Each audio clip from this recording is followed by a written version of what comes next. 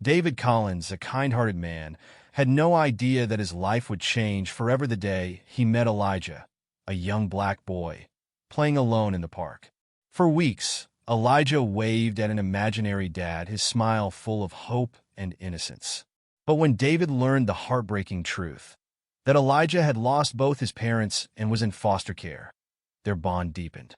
What David does next to change this boy's life will leave you speechless. What moved David to step into Elijah's world? And how did this simple gesture ripple into something much greater? Stay tuned to find out. And before we dive in, let us know where you're watching from today. If this story of love, compassion, and second chances resonates with you, don't forget to hit that subscribe button. The sun was dipping low in the sky, painting the suburban neighborhood in warm hues of orange and gold. David, a white man in his mid-30s with kind eyes and a few laugh lines, locked the front door of his cozy two-story home. His two children, Emily and Ethan, bounced excitedly on the sidewalk, their energy seemingly unaffected by the long summer day. "All right, troops," David said with a grin. "Ready for our evening adventure?" 8-year-old Emily, her blonde pigtails swinging, pumped her fist in the air. "Part-time." 6-year-old Ethan, clutching a well-worn stuffed dinosaur, nodded eagerly. "Can we stay extra long today, Dad?" "Please." David chuckled, ruffling Ethan's hair.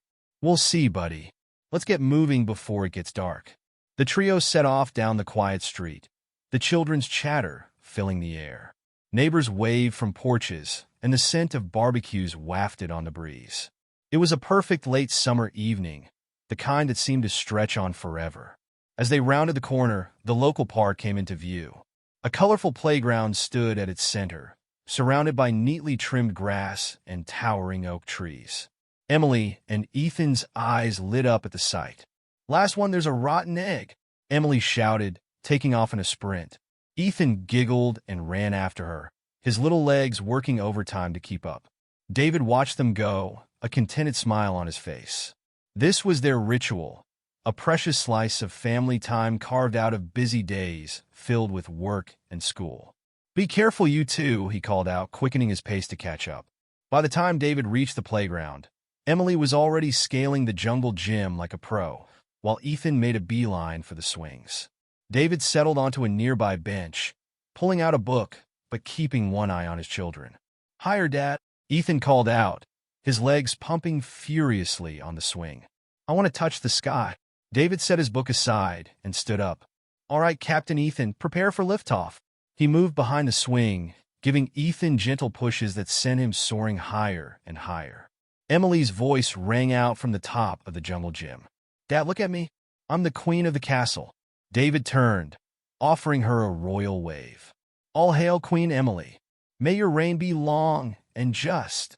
As he alternated between pushing Ethan and watching Emily's daring feats of playground acrobatics, David's gaze wandered across the park. That's when he first noticed the boy. He was small, probably around 7 years old, with dark skin and close-cropped hair.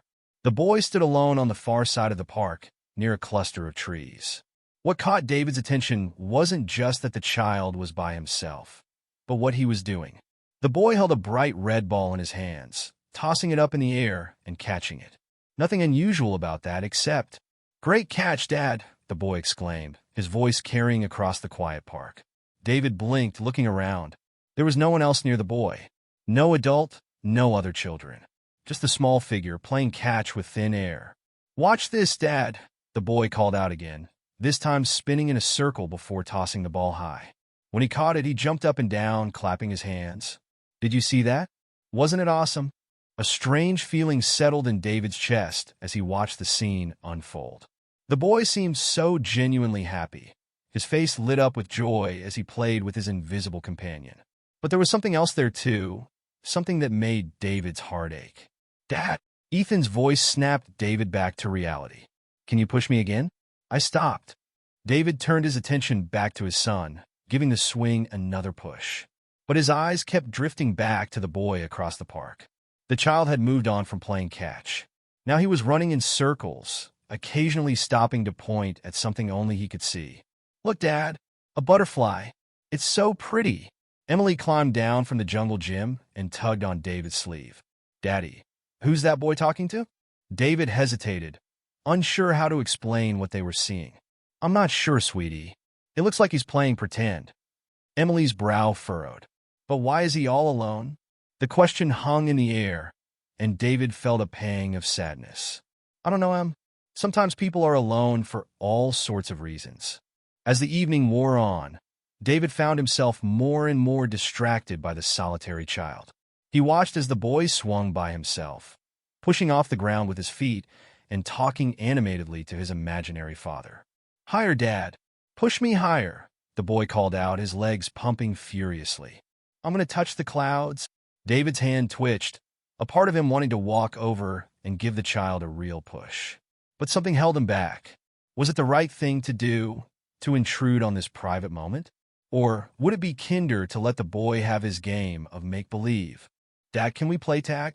Ethan asked, hopping off the swing. "Please." Emily chimed in. "Yeah, Dad. You're it." David hesitated, torn between his children's request and his growing curiosity about the boy across the park. In the end, family won out. "All right, you little monsters," he growled playfully, crouching down. "Better run fast, because here comes the tickle monster." Squeals of delight erupted as Emily and Ethan took off running, with David in hot pursuit. They darted between the swing set and the slide, laughter echoing across the park. For a few minutes, David was fully immersed in the game, the joy of his children pushing all other thoughts from his mind. But as he chased Ethan around a tree, David caught sight of the boy again. This time, the child was sitting on the grass, legs crossed, talking animatedly to the empty space beside him. "And then Billy said that dinosaurs aren't real, but I told him they are because we saw their bones at the museum. Remember, Dad, when you took me there for my birthday?" The boy's voice was filled with such conviction, such belief in the reality of his imaginary father, that David felt his throat tighten. How long had this child been coming to the park alone, creating a father out of thin air? "Got you!" Ethan's triumphant cry broke through David's thoughts. Small arms wrapped around his legs, and David pretended to stumble. "Oh no! The mighty Ethan has defeated me!" He fell dramatically to the ground, Ethan giggling as he climbed on top of his dad. Emily joined in, flopping onto David's chest. "We win? We beat the tickle monster?" David wrapped his arms around his children, holding them close. In that moment, the contrast between his reality and the lonely boy's make-believe struck him hard. Here he was, surrounded by the love and laughter of his kids, while just across the park, a child had to invent that love for himself. As the sky began to darken, David reluctantly called an end to their park visit. "Time to head home, kiddos. Mom will have dinner ready soon." There were the usual protests and pleas for just 5 more minutes, but eventually Emily and Ethan gathered their things. As they prepared to leave, David cast one last glance toward the boy. To his surprise, the child was looking right at him. For a brief moment, their eyes met across the distance. The boy offered a small, shy wave, which David returned automatically. Then the child turned away, speaking once more to his invisible companion. "Come on, Dad. We should go home too. Race you to the gate." With that, the boy took off running, his imaginary father apparently hot on his heels. David watched until the small figure disappeared around the corner of the park. The walk home was filled with Emily and Ethan's excited recounts of their playground adventures, but David's mind kept drifting back to the boy. Who was he? Where were his parents? And why did he feel the need to create an imaginary father to play with? As they approached their house, the warm glow of the porch light welcoming them home, David made a silent promise to himself. He would return to the park tomorrow, and the day after if necessary. He needed to know more about this child who played alone to understand why he felt compelled to invent a father figure. Maybe, David thought as he ushered his children inside, there was something he could do to help. But for now, all he could do was hold his own kids a little tighter, grateful for the family he had and acutely aware of those who weren't so fortunate. The aroma of Sarah's cooking filled the air as they stepped inside, and the usual chaos of dinner time began. But even as David helped Ethan wash his hands and listened to Emily's detailed description of her castle on the jungle gym, a part of his mind remained in the park, with the boy who had a father only he could see. As he sat down to dinner with his family, David couldn't shake the feeling that his comfortable routine had been forever altered. The boy in the park had opened his eyes to a world beyond his own, and he knew he couldn't simply look away. Whatever happened next, David was certain of one thing. His evenings at the park would never be the same again. The following evening, David found himself eager to return to the park. Throughout the day, his thoughts had frequently drifted to the boy he'd seen, the child who played with an invisible father. As he helped Emily pack her backpack with coloring books and Ethan gather his collection of toy cars, David felt a mix of anticipation and concern. "Ready to go, troops?" David called out, jingling his keys. Emily bounded down the stairs, her blonde ponytail swinging. "Ready, Dad? Can we stay extra long today? I want to finish my picture of the castle." Ethan nodded enthusiastically, clutching his favorite red fire truck. "Yeah, and I want to build a huge sandcastle." David smiled, ruffling Ethan's hair. "We'll see how it goes, buddy. Let's head out before it gets too late." As they walked to the park, David found himself scanning the area, looking for the boy from yesterday. A part of him hoped the child wouldn't be there, that perhaps he'd imagined the whole scene. But as they rounded the corner and the playground came into view, David's heart sank a little. There he was, the same small figure from the day before, playing alone near the swing set. Emily and Ethan raced ahead, eager to start their adventures. David called out his usual reminders, "Be careful, and stay where I can see you," before settling onto the same bench as yesterday. But this time, his book remained unopened in his lap, his attention focused on the solitary child across the playground. The boy, David still didn't know his name, was engaged in what looked like an intense game of hide-and-seek. He'd cover his eyes, count loudly to 10, then dash around the playground equipment, peering behind trees and bushes. "Found you, Dad," the boy would exclaim periodically, his face lighting up with joy each time he discovered his invisible father.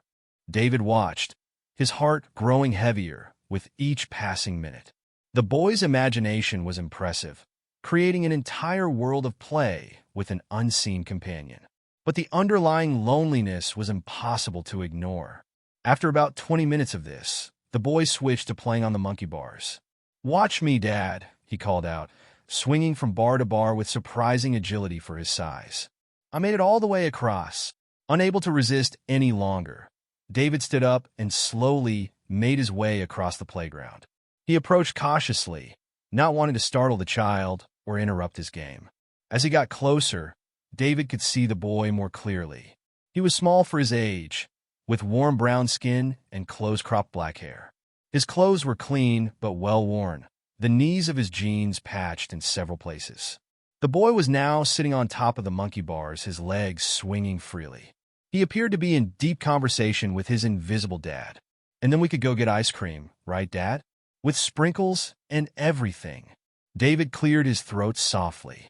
The boy's head snapped up, his eyes wide with surprise at seeing someone so close. "Hi there," David said gently, offering a warm smile. "That looks like fun. Who are you playing with?" The boy hesitated for a moment, clearly torn between shyness and the desire to share his game. After a brief pause, he pointed to the empty space beside him on the monkey bars. "That's my dad," he said, his voice a mix of pride and defiance, as if daring David to contradict him. "He's really strong and fast. He can do flips on the monkey bars." David's heart clenched at the earnestness in the boy's voice. Instead of questioning or correcting him, he decided to play along. "Wow, your dad sounds like an amazing guy," David said, his voice filled with genuine warmth. "I bet he's great at all sorts of games, huh?" The boy's face lit up, his earlier wariness melting away. "Yeah, he's the best at everything. He can run super fast and jump really high. And he always lets me win at hide and seek." David chuckled. "That's very nice of him. My name's David, by the way. What's yours?" "I'm Elijah," the boy replied, swinging his legs a bit faster. "I'm 7.5. "It's nice to meet you, Elijah," David said. "Do you and your dad come to the park often?" Elijah nodded enthusiastically. "Every day after dinner.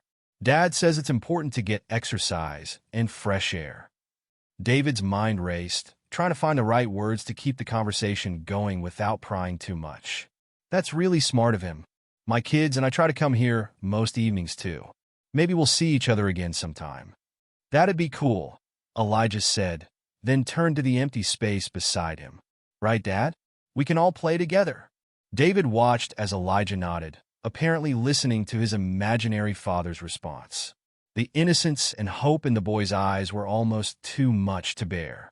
Well, Elijah, I should get back to my kids, David said, gesturing towards Emily and Ethan, who were busily constructing an elaborate sand kingdom.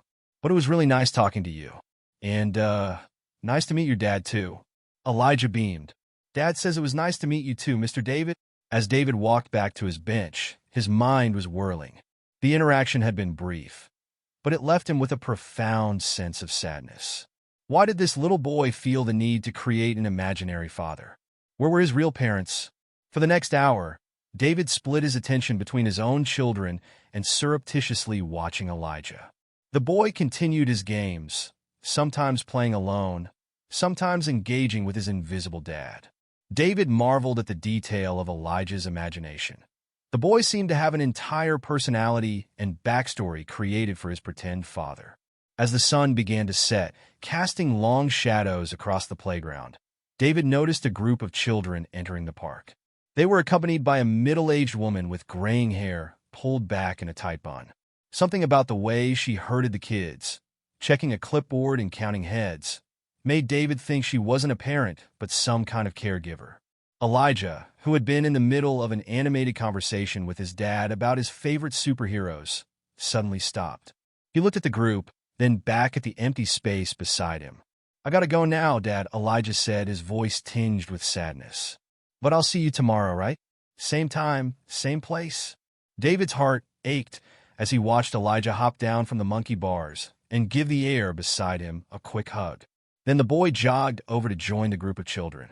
Curious, David approached a nearby parent he recognized from previous park visits. Excuse me, he said quietly, do you know anything about that group of kids? The ones with the woman with the clipboard? The other parent, a friendly-looking woman in her 40s, glanced over at the group. Oh, those are the foster kids from the Sunnyside home. They bring them here a few times a week for some outdoor time. David felt like he'd been punched in the gut. Foster kids? All of them? The woman nodded. Yeah, it's sad, isn't it? Some of them have been in the system for years. That little boy you were talking to earlier? Elijah, I think his name is. He's been bouncing around foster homes for a while now, poor thing. David watched as Elijah lined up with the other children, his earlier enthusiasm replaced by a quiet compliance. The boy's eyes darted around the playground one last time, as if searching for his imaginary father. Do you know his story? David asked, trying to keep his voice steady. Why he's in foster care? The woman shrugged. I don't know all the details, but I've heard bits and pieces from the caregivers. Sounds like his mom passed away when he was really young, and his dad. Well, let's just say he wasn't fit to be a parent. Elijah's been in the system ever since. David felt a wave of emotions wash over him. Sadness, anger, helplessness. And no one's adopted him? He seems like such a sweet kid. It's not always that simple, the woman said, her voice soft with sympathy. Lots of people want to adopt babies or really young kids. Older children like Elijah, they sometimes get overlooked. Plus, I've heard he has some behavioral issues. Nothing major, just the kind of stuff you'd expect from a kid who's been through so much. David watched as the group of foster children filed out of the park, Elijah bringing up the rear. Just before leaving, the boy turned and waved, not at David or anyone else on the playground, but at the empty space near the monkey bars where his imaginary father had been. The realization hit David like a ton of bricks. Elijah, this bright, imaginative little boy, had no one. No real father to play with him. No stable home to return to each night. Instead, he'd created an entire fantasy world, complete with a loving, attentive dad who never missed a park visit. As David gathered his own children and headed home, his mind was racing. How long had Elijah been playing out this scenario? How many evenings had he spent in this park, pretending to have the family he so desperately wanted? The walk home was a blur. Emily chattered about her sand castle, and Ethan proudly showed off a cool rock he'd found, but David could barely focus on their words. His thoughts kept returning to Elijah, to his bright smile, his vivid imagination, and the underlying sadness in his eyes. Once home, David went through the motions of the evening routine, helping with baths, reading bedtime stories, tucking in his children. But his heart wasn't in it. Every time he looked at Emily and Ethan, safe and loved in their beds, he thought of Elijah, probably lying in a foster home, still pretending his dad would be there in the morning. The house was quiet, the soft glow of the kitchen light casting long shadows across the room. David sat at the table, his hands wrapped around a mug of tea that had long since gone cold. His mind was still at the park, replaying his encounter with Elijah over and over again. Sarah entered the kitchen, her brow furrowed with concern. She'd noticed David's distraction during dinner, the way his eyes had seemed far away even as he helped Ethan cut his chicken and listened to Emily's stories about school. "David," she said softly, sliding into the chair across from him. "What's going on? You've been a million miles away all evening." David looked up, meeting his wife's worried gaze. He took a deep breath, trying to find the right words to explain the turmoil in his heart.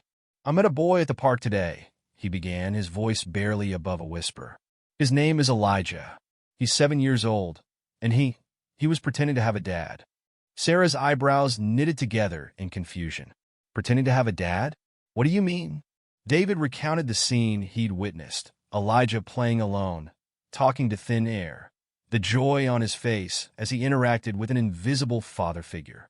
As he spoke, he could see the emotions playing across Sarah's face: surprise, sadness, and finally, a deep empathy that made her eyes shine with unshed tears.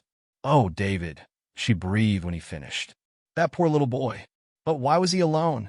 Where are his parents?" David's hands tightened around his mug. "He's in foster care, Sarah. Has been for years, apparently. His mother died when he was very young, and his father, well, he wasn't fit to be a parent." Sarah reached across the table, covering David's hand with her own. "So, he has no one? No family at all?" David shook his head, feeling the lump in his throat grow. "No one. He's been bouncing around the system for years. And now he's created this whole fantasy of having a dad who loves him and plays with him. It's heartbreaking, Sarah. I can't stop thinking about him." Sarah was quiet for a moment, processing the information. When she spoke again, her voice was thick with emotion. "I can't imagine how lonely he must be to create an imaginary parent like that. No child should have to pretend to have a loving family." David nodded, feeling a surge of relief that Sarah understood. "I know, and I feel like we need to do something. I can't just go back to the park tomorrow and pretend I didn't see what I saw, that I don't know what I know now." Sarah squeezed his hand, a small smile playing at the corners of her mouth. "You've always had a big heart, David. It's one of the things I love most about you. What are you thinking? How can we help?" David took a deep breath, voicing the idea that had been forming in the back of his mind since he'd left the park. "Do you remember when we talked about fostering? A few years ago, before Emily started school?" Sarah's eyes widened slightly. "You want to foster Elijah?" "I don't know," David admitted. "Maybe, or maybe just fostering in general. But I know I want to do something. That little boy needs someone, Sarah. He needs a real family, not just an imaginary dad who disappears when the park closes." Sarah was quiet for a long moment, her thumb tracing circles on the back of David's hand. When she looked up, her eyes were clear and determined. "Okay," she said simply. "Let's do it." David blinked, surprised by her quick agreement. "Really? You're sure?" Sarah nodded. "We've talked about fostering before. We have the space, we have the love to give. And if there are children out there like Elijah who need a family so badly they have to invent one, well, how can we not at least try?" David felt a wave of love and gratitude wash over him. He leaned across the table, pressing a soft kiss to Sarah's lips. "Thank you," he murmured, "for understanding, for being willing to take this on." Sarah smiled, squeezing his hand again. "We're in this together, David. Always have been, always will be. Now, what's our next step?" They spent the next hour researching foster agencies in their area, making notes and discussing the process.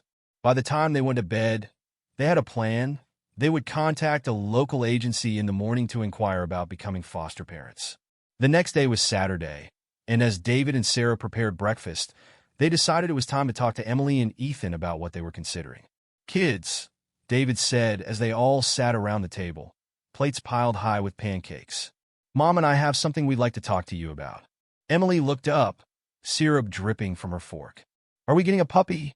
she asked excitedly. Sarah chuckled. "No, sweetie, not a puppy. But it is about our family. You know how lucky we are, right? To have each other. To have a home where we're all safe and loved." Ethan nodded solemnly, his mouth full of pancake. Emily tilted her head, looking curious. "Yeah, of course. Why?" David took a deep breath. "Well, not all kids are as lucky as you two. Some children don't have families of their own.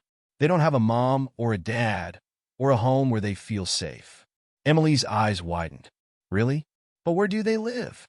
"Some of them live in special homes called foster homes," Sarah explained gently, "where other families take care of them for a while.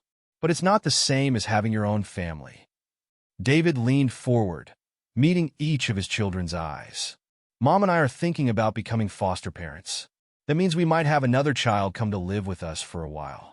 A child who needs a family, even if it's just temporary." There was a moment of silence as Emily and Ethan processed this information. Then Ethan spoke up, his voice small. "Would they sleep in my room?" Sarah smiled. "No, honey. We have that spare room upstairs, remember? We'd set that up for them." Emily's brow was furrowed in concentration. "Is this because of that boy you talked to at the park, Dad? The one who was playing by himself?" David felt a surge of pride at his daughter's perceptiveness. "Partly yes. His name is Elijah, and he doesn't have a family of his own. Seeing him pretending to have a dad, it made me realize how much some kids need help." Emily nodded slowly. "That's really sad. I can't imagine not having you and Mom." She was quiet for a moment, then looked up with determination in her eyes. "I think we should do it. We should help kids like Elijah." Ethan, not wanting to be left out, chimed in. "Yeah, I can share my toys with them. And maybe they want to play Legos with me." David felt his heart swell with love for his children. He reached out, ruffling Ethan's hair and squeezing Emily's hand. "You two are amazing, you know that? This would be a big change for our family. Are you sure you're okay with it?" Both children nodded emphatically. Emily spoke up again, her voice serious beyond her years. "If we can help a kid have a real family instead of pretending, we should do it. It's the right thing to do." Sarah wiped a tear from her eye, smiling at her daughter. "You're absolutely right, Emily. It is the right thing to do." The rest of breakfast was filled with questions from the children. Would they get to meet Elijah? How long would a foster child stay with them? Could they help decorate the spare room? David and Sarah answered as best they could, emphasizing that they were just at the beginning of the process and there was still a lot to learn. After breakfast, while the kids were occupied with a movie, David and Sarah sat down at the computer together. With a deep breath, David typed local foster care agencies into the search bar. "Here goes nothing," he murmured, clicking on the first result. They spent the next hour reading through the agency's website, learning about the requirements for becoming foster parents, the training involved, and the different types of foster care. By the time they finished, they both felt a mix of excitement and nervousness. "It's a lot," Sarah said, leaning back in her chair. "The home inspections, the background checks, the training classes. Are we ready for all of this?" David took her hand, squeezing it gently. "I think we are. It won't be easy, but nothing worthwhile ever is, right? And just think about the difference we could make in a child's life." Sarah nodded, a small smile playing at her lips. "You're right, and we're not committing to anything yet. We're just taking the first step." David clicked on the Contact Us button, pulling up the agency's email form. Together, they composed a message, introducing themselves and expressing their interest in becoming foster parents. David's finger hovered over the send button for a moment. "Ready?" he asked, looking at Sarah. She nodded, placing her hand over his on the mouse. "Ready." Together, they clicked send, watching as the message disappeared into cyberspace. It was done. They had taken the first step. As they closed the computer and went to join their children in the living room, David felt a sense of purpose he hadn't experienced in years. He didn't know exactly what the future held, whether they would end up fostering Elijah specifically or another child in need, but he knew they were on the right path. That night, as David tucked Ethan into bed, his son looked up at him with serious eyes. "Dad," he said softly, "do you think Elijah is okay tonight?" Even though he doesn't have a real dad to tuck him in, David felt his heart clench. He smoothed Ethan's hair back from his forehead, considering his answer carefully. "I hope so, buddy. And even if he's not okay right now, we're going to do our best to help kids like him, to make sure they have someone to tuck them in at night." Ethan nodded, seemingly satisfied with this answer. "Good," he mumbled, his eyes already drifting closed. "Everyone should have someone to tuck them in." As David turned off the light and closed Ethan's door, he felt more certain than ever that they had made the right decision. Whatever challenges lay ahead in their journey to become foster parents, he knew it would be worth it. For Elijah, and for all the children out there pretending to have a family, they would do their best to make a difference. One step at a time, one child at a time, they would try to bring a little more love into the world. The days following David and Sarah's decision to explore fostering were filled with a mix of excitement and nervous anticipation. They received a response from the foster care agency, setting up an initial meeting to discuss the process. In the meantime, life continued as usual, with work, school, and their regular evening trips to the park. Each time they visited the playground, David found himself scanning the area, hoping to catch a glimpse of Elijah. But for several days, the boy was nowhere to be seen. David tried to hide his disappointment, focusing instead on Emily and Ethan's play, but he couldn't help wondering about Elijah's whereabouts and well-being. It was nearly 2 weeks later when David finally spotted the familiar small figure near the swing set. His heart leapt as he recognized Elijah, once again engaged in conversation with his imaginary father. "Emily, Ethan," David called to his children as they raced toward the playground. "I'm going to talk to a friend for a bit. Stay where I can see you, okay?" Both kids nodded, barely slowing down in their excitement to reach the slides. David took a deep breath and made his way across the park to where Elijah sat on a swing, his feet dragging in the dirt as he swayed gently back and forth. As David approached, he could hear snippets of Elijah's one-sided conversation. "And then Ms. Johnson said my drawing was really good, Dad. She even put it up on the wall. Did you see it when you came to pick me up?" David's heart clenched at the elaborate fantasy world Elijah had created. He cleared his throat softly, not wanting to startle the boy. "Hi there, Elijah. Remember me? I'm David." Elijah's head snapped up, his eyes wide with recognition and a hint of wariness.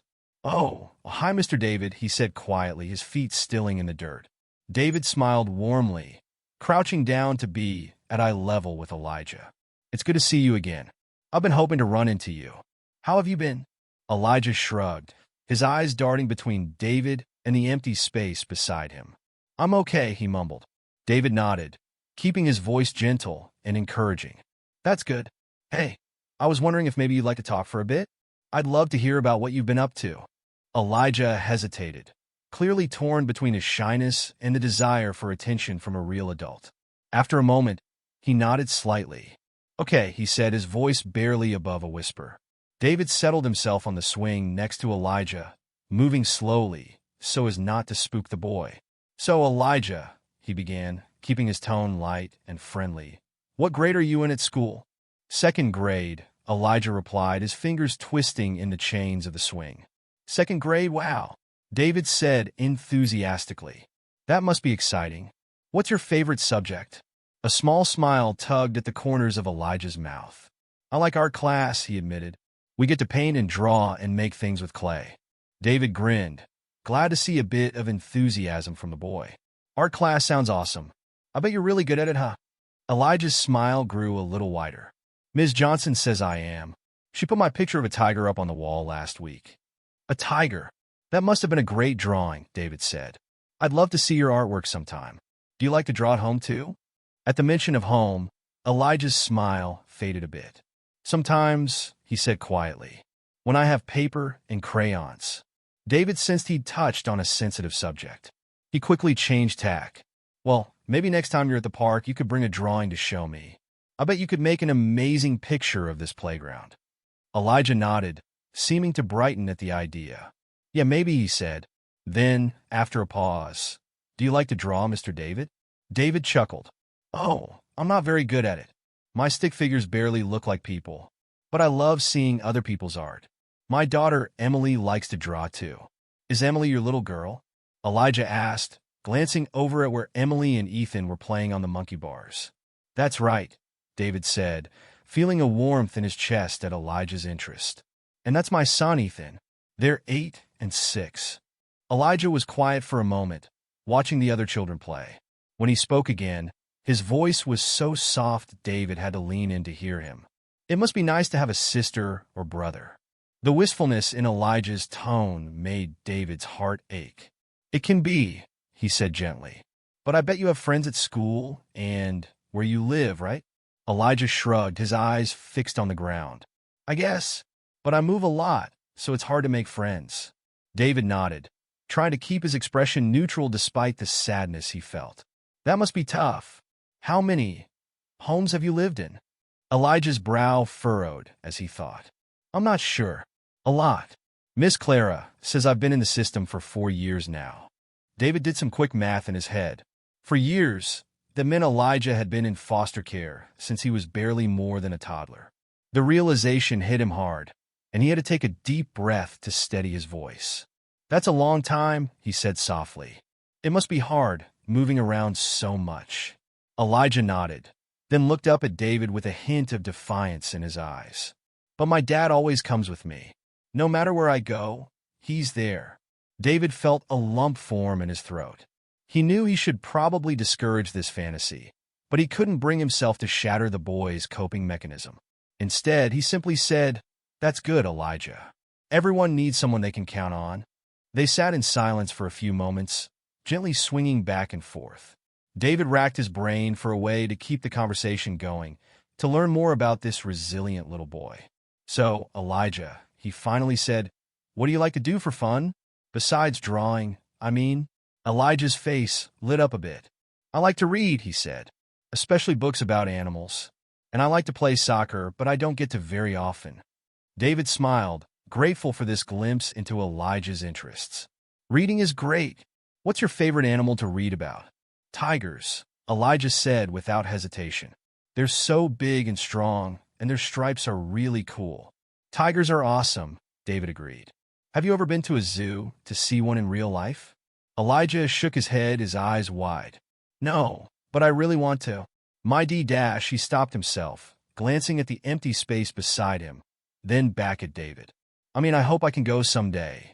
David's heart broke a little at Elijah's self-correction, at the way he seemed to remember that his dad wasn't real in David's presence. Well, maybe someday we can all go to the zoo together, he said, trying to keep his tone light. My kids love seeing the animals too. Elijah's eyes lit up for a moment, but then doubt crept into his expression. Really, he asked, his voice small and uncertain. Really, David said firmly. It would be fun to go together. Don't you think? Elijah nodded, a tiny smile playing at the corners of his mouth. Yeah, it would be. They continued to talk, David gently drawing Elijah out of his shell. He learned that the boy's favorite color was green, that he loved pizza but hated Brussels sprouts, and that he sometimes had trouble sleeping at night because he missed having his own room. As they chatted, David found himself more and more drawn to Elijah. The boy's resilience amazed him. Despite everything he'd been through, Elijah still had moments of joy and enthusiasm. His eyes would light up when he talked about things he loved, and sometimes he'd even let out a small laugh at David's attempts at jokes. But there were also moments that broke David's heart. Like when Elijah mentioned casually that he always packed his few belongings in a single backpack, just in case he had to move again. Or when he talked about how he tried to be really good and quiet in his foster homes, hoping that if he was perfect, maybe they'd want to keep him. As the sun began to set, casting long shadows across the playground, David realized they'd been talking for nearly an hour. He looked over to where Emily and Ethan were still playing, now engaged in an elaborate game of make-believe with some other children. I should probably get my kids home for dinner, David said reluctantly. But it's been really great talking to you, Elijah. Elijah nodded, his earlier shyness creeping back in. Yeah, it was nice, he said softly.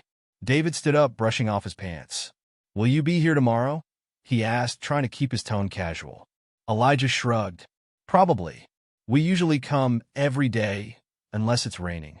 Well, if you're here, maybe we can talk some more, David suggested. And remember, you could bring a drawing to show me if you want. A small smile spread across Elijah's face. Okay, Mr. David, I'll try to remember. As David walked away to collect Emily and Ethan, he felt a mix of emotions swirling in his chest. Joy at the connection he'd made with Elijah, sadness at the boy's situation, and a growing sense of protectiveness that surprised him with its intensity. That night, after the kids were in bed, David recounted his conversation with Elijah to Sarah. As he spoke, he could see the same emotions he felt reflected in his wife's eyes. "Oh, David," Sarah said when he finished, wiping a tear from her cheek. "That poor little boy. He sounds so sweet and so broken." David nodded, running a hand through his hair. "He is, but he's also incredibly strong, Sarah. The things he's been through, the way he just accepts that he might have to move at any time, it's heartbreaking, but it's also inspiring in a way." Sarah reached out, taking David's hand in hers. "And how are you feeling about all this?" she asked gently.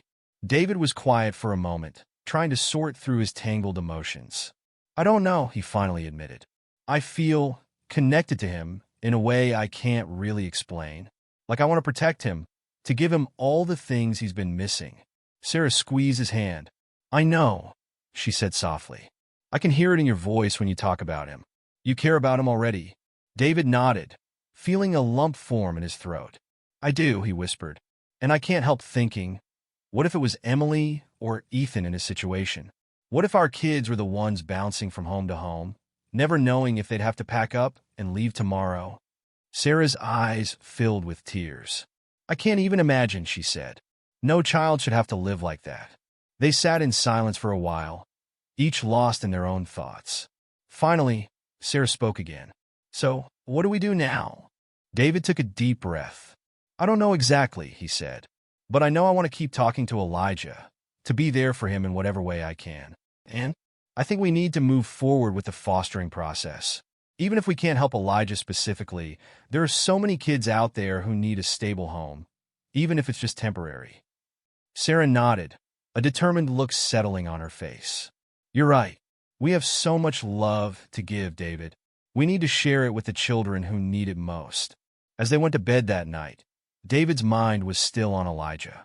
He thought about the boy's shy smile, his enthusiasm when talking about tigers, the way his eyes lit up at the idea of going to the zoo. And he thought about the sadness underlying it all, the loneliness, the uncertainty, the desperate need for stability and love. David made a silent promise to himself and to Elijah as he drifted off to sleep. He would be there for that little boy in whatever way he could. He would show Elijah that there were adults who cared, who saw him as more than just another kid in the system. And maybe, just maybe, they could give Elijah the one thing he wanted most, a real family, not just an imaginary one. Over the next few weeks, David made it a point to seek out Elijah every time they visited the park. Sometimes their conversations were brief. Just a quick hello and a chat about Elijah's day at school. Other times, they talked for an hour or more, David learning more and more about the boy's life, his hopes, and his fears. Elijah began to open up more, sharing stories about his various foster homes. Some good, some not so good. He told David about the nice family he'd stayed with for 6 months, the longest he'd been in one place, and how sad he'd been when they'd told him they couldn't keep him permanently. "I thought maybe they'd want to adopt me," Elijah confided one evening, his voice barely above a whisper. "But they said they were moving to another state and couldn't take me with them." David's heart clenched at the pain in Elijah's voice. "That must have been really hard," he said gently. Elijah nodded, kicking at the wood chips beneath the swing. "It's okay, though," he said, trying to sound brave. "My dad told me it wasn't my fault. He said sometimes grown-ups make decisions that don't make sense, but it doesn't mean there's anything wrong with me." David had to swallow hard past the lump in his throat. Even in his fantasies, Elijah was trying to protect himself from the pain of rejection. "Your dad sounds very wise," he managed to say. As the days went by, David found himself looking forward to these conversations more and more. He loved seeing Elijah's face light up when he spotted David across the playground. Loved the way the boy would sometimes run over to show him a new drawing or tell him about something exciting that had happened at school. Emily and Ethan had started to notice David's growing friendship with Elijah too. One evening, as they were walking home from the park, Emily tugged on David's sleeve. "Dad," she said, her voice serious, "when is Elijah going to come live with us?" David was taken aback by the question. I don't know, sweetie," he said honestly. "We don't know yet which child will be placed with us. But we're one step closer to helping a child who needs a home." Emily nodded, seeming to consider this. "Well, if he does come to live with us, can he share my art supplies? I think he'd really like the new colored pencils Grandma got me." David felt a rush of love and pride for his daughter. "That's very kind of you, Em," he said, ruffling her hair. "I'm sure Elijah would love that." As they continued their walk home, David's mind whirled with possibilities. He and Sarah had attended their first fostering information session, and they were in the process of filling out the initial paperwork. But the idea of actually bringing a child into their home, of potentially giving Elijah the family he so desperately needed, still felt simultaneously thrilling and terrifying. That night, as David lay in bed, he found himself imagining what it would be like to have Elijah as part of their family. He pictured the boy's shy smile at the breakfast table, thought about helping him with his homework, imagined taking him to the zoo to see those tigers he loved so much. The more David thought about it, the more right it felt. Elijah needed a family, and David was beginning to realize that maybe, just maybe, their family needed Elijah too. The summer sun cast long shadows across the living room as David and Sarah sat at the dining table, surrounded by a sea of paperwork. They had been working for hours, filling out form after form, each one bringing them one step closer to their goal of becoming foster parents. "I never realized there would be so much paperwork," Sarah sighed, stretching her arms above her head. David nodded, rubbing his eyes. "It's a lot, but it's worth it. Every signature brings us closer to helping Elijah and kids like him." Just then, Emily poked her head into the room. "Mom, Dad, can we go to the park now? You promised we could go after dinner." David glanced at his watch, surprised to see how late it had gotten. "Of course, sweetie. Let's go get Ethan ready." As they walked to the park, David's mind wandered to Elijah. Would he be there today? The boy had become a constant presence in his thoughts, his shy smile and resilient spirit leaving an indelible mark on David's heart. Sure enough, as they approached the playground, David spotted Elijah sitting alone on the swings. But this time, instead of talking to an imaginary father, the boy's eyes lit up as he saw David and his family approach. "Mr. David," Elijah called out, waving excitedly. David's heart swelled. "Hey, buddy, how are you doing today?" As Emily and Ethan ran off to play, David settled onto the swing next to Elijah. They chatted about Elijah's day at school, his latest art project, and his ongoing fascination with tigers. All the while, David couldn't help but imagine what it would be like to have these conversations every day, to be a real, constant presence in Elijah's life. Later that evening, after the kids were in bed, David and Sarah sat on the couch, discussing their progress with the fostering process. "The social worker called today," Sarah said, her voice a mix of excitement and nervousness. "We have our home inspection scheduled for next week." David nodded, feeling a flutter of anticipation in his stomach. "That's great news. Do you think we're ready?" Sarah reached out, squeezing his hand. "I think we are. We've been preparing for weeks. The spare room is set up, we've child-proofed everything, and most importantly, our hearts are ready." David smiled, bringing Sarah's hand to his lips for a gentle kiss. "You're right. We can do this. For Elijah, and for any other child who needs us." The next few weeks flew by in a whirlwind of activity. David and Sarah attended fostering classes, learning about trauma-informed care, attachment issues, and the unique challenges faced by children in the foster system. They underwent background checks, met with social workers, and prepared their home and their hearts for the possibility of welcoming a child into their lives. Through it all, their bond with Elijah continued to grow. The boy became a regular fixture in their park visits, and David found himself looking forward to their conversations more and more. He learned about Elijah's favorite subjects in school, his dreams of becoming a veterinarian, and his secret fear of thunderstorms. As the weeks turned into months, David and Sarah's dream of becoming foster parents inched closer to reality. They passed their home inspection with flying colors, completed all required training, and finally, after what felt like an eternity of waiting, received the call they had been hoping for. Mr. and Mrs. Thompson, the social worker's voice crackled over the phone. I'm pleased to inform you that you've been approved as foster parents. David felt his knees go weak with relief and excitement. That's wonderful news. Thank you so much. After hanging up, David and Sarah embraced, tears of joy streaming down their faces. We did it, Sarah whispered. We really did it. The next few days were a flurry of preparation. David and Sarah double-checked the spare room, making sure it was ready for a child. They stocked up on extra toiletries, bought a variety of healthy snacks, and made sure they had clothes in various sizes on hand. Then, on a crisp autumn morning, they received another call from the social worker. Mr. and Mrs. Thompson, we have a potential placement for you, she said. It's a 7-year-old boy named Elijah. He's currently in a group home and needs a more stable environment. Would you be willing to foster him? David felt his heart stop for a moment. Could it really be their Elijah? The boy they had grown to love over the past few months? Yes, David said without hesitation, his voice thick with emotion. Yes, we would love to foster Elijah. The next few days were a whirlwind of activity. There were more forms to fill out, more meetings with social workers, and countless preparations to make. Through it all, David and Sarah could hardly believe that their dream was finally coming true.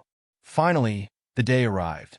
David and Sarah stood nervously in their living room, Emily and Ethan beside them, as they waited for the social worker to arrive with Elijah.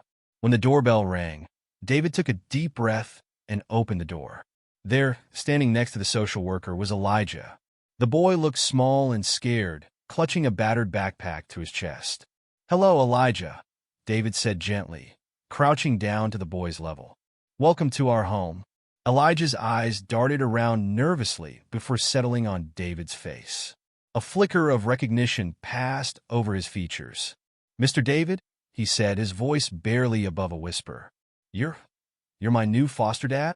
David nodded, feeling tears prick at the corners of his eyes. "That's right, buddy. Sarah and I are going to be your foster parents. Is that okay with you?" Elijah nodded slowly, a tiny smile tugging at the corners of his mouth. "Yeah," he said softly. "I think I'd like that." As they led Elijah into the house, introducing him to Emily and Ethan, David felt a sense of rightness settle over him. This was meant to be. They were meant to be Elijah's family, even if only for a little while. The first few days were an adjustment for everyone. Elijah was quiet and reserved, clearly unsure of his place in this new environment. But slowly, with patience and love, he began to open up. One evening, about a week after Elijah had moved in, David found the boy sitting alone in his room, looking at a worn photograph. "Hey, buddy," David said softly, sitting down next to Elijah. "What view you got there?" Elijah hesitated for a moment before holding out the photo. It showed a smiling woman with Elijah's same warm brown eyes. "It's my mom," he said quietly, "before she got sick." David felt his heart ache for the boy. "She's beautiful," he said gently. "You have her eyes." Elijah nodded, tracing his mother's face with a small finger. "I miss her," he whispered. David put an arm around Elijah's shoulders, pulling him close. "I know you do, buddy, and it's okay to miss her. We're not trying to replace her or make you forget her. We just want to give you a safe place to live and grow." Elijah leaned into David's side, silent tears falling down his cheeks. They sat like that for a long time, David offering quiet comfort as Elijah grieved for the mother he had lost. As the weeks passed, Elijah began to integrate more fully into their family life. He played board games with Emily and Ethan, helped Sarah in the kitchen, and even started to call David Dad, hesitantly at first, but with growing confidence. One Saturday morning, David woke up to find Elijah already in the kitchen, attempting to make pancakes. "Good morning, Dad," Elijah said, his face scrunched in concentration as he stirred the batter. "I wanted to surprise everyone with breakfast." David felt his heart swell with love. "That's very thoughtful of you, buddy. Need some help?" Together, they made a stack of slightly lopsided but delicious pancakes. As they sat around the table, syrup dripping from chins and laughter filling the air, David caught Sarah's eye. She smiled, a look of pure happiness on her face. This, David thought, was what family was all about. The true turning point came one evening, several months after Elijah had come to live with them. They had spent the afternoon at the park, playing soccer and enjoying the warm spring weather. As they walked home, Elijah's small hand tucked securely in David's. The boy looked up with a serious expression. "Dad," he said, his voice filled with a mix of wonder and certainty, "I'm glad you're really here now." David felt his breath catch in his throat. He crouched down, meeting Elijah's eyes. "What do you mean, buddy?" Elijah shuffled his feet, suddenly shy. "Before, when I used to come to the park alone, I would pretend I had a dad who played with me. But now I have you. For real." David pulled Elijah into a tight hug, feeling tears prick at his eyes. "That's right, buddy," he whispered. "I'm here. For real. And I'm not going anywhere." As they continued their walk home, Elijah chattering excitedly about their day at the park, David felt a profound sense of gratitude wash over him. The boy who had once been so alone, who had to invent a father to play with, now had a real family who loved him. That night, after tucking Elijah into bed, David and Sarah sat on the porch swing, watching the stars come out. "I think it's time," David said softly, squeezing Sarah's hand. She nodded, understanding immediately. "To start the adoption process?" "Yeah," David replied, his voice thick with emotion. "I can't imagine our family without him now. I want to make it official." Sarah leaned her head on David's shoulder. "Me too. He belongs with us." The road ahead would not be easy. There would be more paperwork, more meetings, more legal hurdles to overcome. But as David sat there, arm around his wife, thinking of the 3 children sleeping peacefully inside, he knew it would all be worth it. They had set out to change a child's life, to give Elijah the family he deserved. But in the process, Elijah had changed their lives too. He had shown them the true meaning of resilience, of hope, of unconditional love. As the first stars twinkled in the darkening sky, David made a silent vow. He would do whatever it took to make Elijah a permanent part of their family. The boy who had once pretended to have a father would never have to pretend again. This was just the beginning of their journey together. But David knew in his heart that it was the start of something beautiful. A family once incomplete, now whole. A little boy, once alone, now surrounded by love. The soft glow of dawn filtered through the curtains as David stirred from his sleep. He glanced at the clock on the nightstand. 5:30 a.m. It was earlier than usual, but today was no ordinary day. Today was the day they would officially become Elijah's forever family. David slipped out of bed, careful not to wake Sarah, and padded down the hallway. He paused outside Elijah's room, gently pushing the door open. The boy was fast asleep, his dark curls splayed across the pillow, his chest rising and falling with each peaceful breath. David's heart swelled with love as he watched his son, because that's what Elijah was now, in every way that mattered. As the aroma of coffee and pancakes filled the house, the rest of the family began to stir. Sarah was the first to join David in the kitchen, wrapping her arms around him from behind as he flipped a pancake. "Good morning," she murmured, pressing a kiss to his cheek. "Are you ready for today?" David turned in her embrace, meeting her eyes. "More than ready. I've been ready since the day we met him." Their moment was interrupted by the sound of thundering footsteps on the stairs. Emily burst into the kitchen, her hair a wild tangle, followed closely by Ethan and a sleepy-eyed Elijah. "Is today the day?" Emily asked excitedly. "Is Elijah going to be our real brother today?" David chuckled, ruffling her hair. "He's already your real brother, sweetheart. Today just makes it official on paper." Elijah hung back a little, his eyes darting between David and Sarah. "Is it really happening?" he asked, his voice barely above a whisper. "You really want to adopt me?" Sarah crossed the room, kneeling down to Elijah's level. "Of course we do, sweetheart. We love you so much, and we want you to be part of our family forever. Is that okay with you?" Elijah's face broke into a wide grin, his eyes shining with unshed tears. He nodded vigorously, unable to speak past the lump in his throat. The family gathered around the table, digging into the stack of chocolate chip pancakes. As they ate, David and Sarah explained what would happen at the courthouse. They answered Emily and Ethan's questions about the adoption process and reassured Elijah that everything would be okay. After breakfast, There was a flurry of activity as everyone got dressed in their best clothes. David helped Ethan with his tie, while Sarah braided Emily's hair. Elijah stood in front of his mirror, fidgeting with the collar of his new button-up shirt. David appeared in the doorway, smiling at Elijah's reflection. "Need some help, buddy?" Elijah nodded, turning to face David. As David knelt to straighten Elijah's collar, the boy spoke softly. "Dad, what if something goes wrong? What if the judge says no?" David's heart clenched at the fear in Elijah's voice.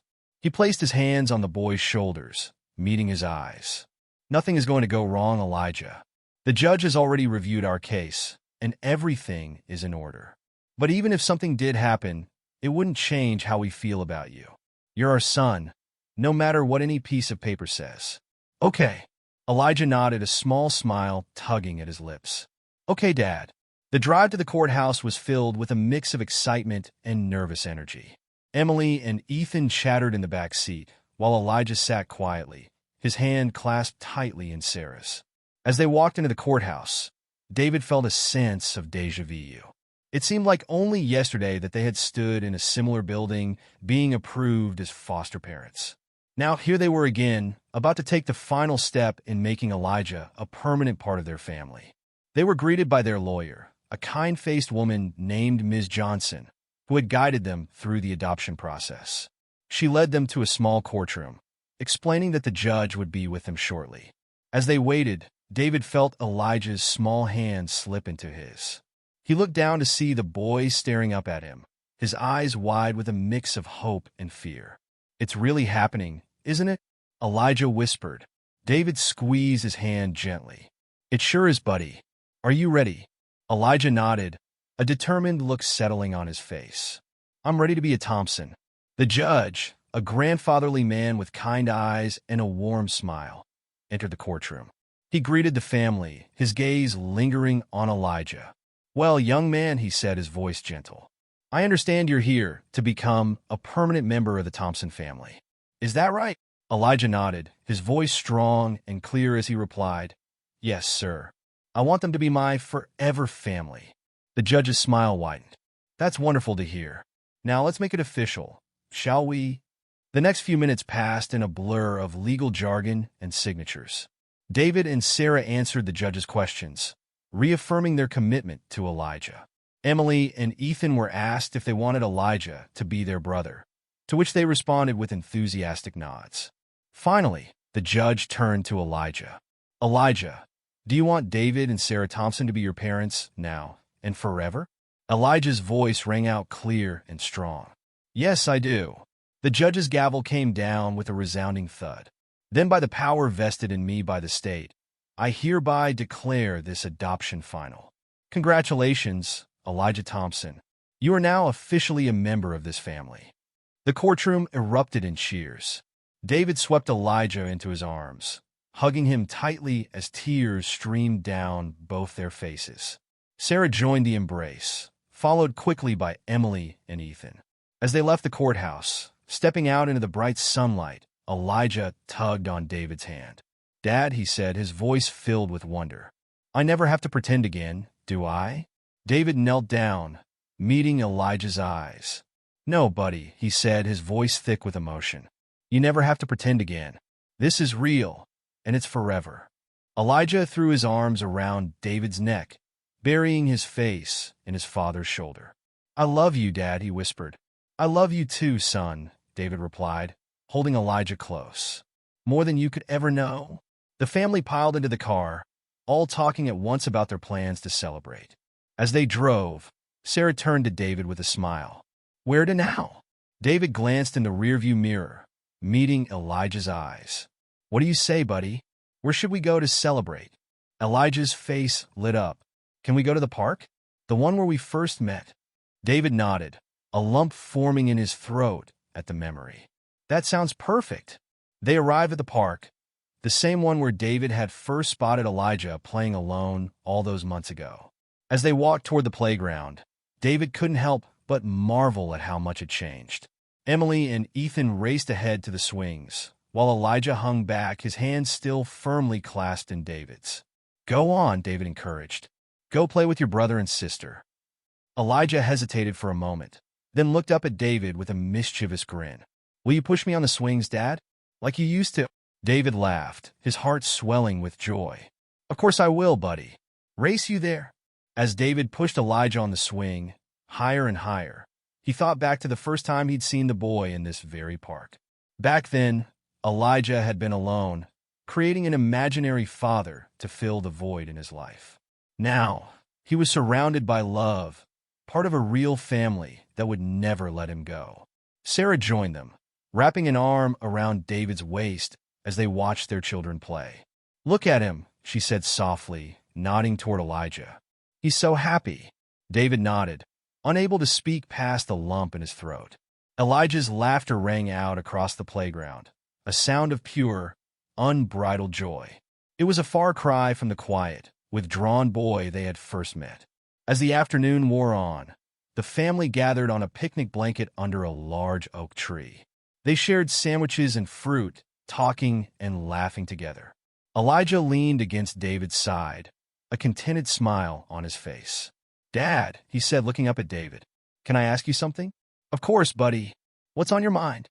Elijah hesitated for a moment, then asked, why did you choose me? Out of all the kids you could have fostered or adopted, why me? David was quiet for a moment, considering his answer carefully. You know, Elijah, I don't think we chose you. I think you chose us.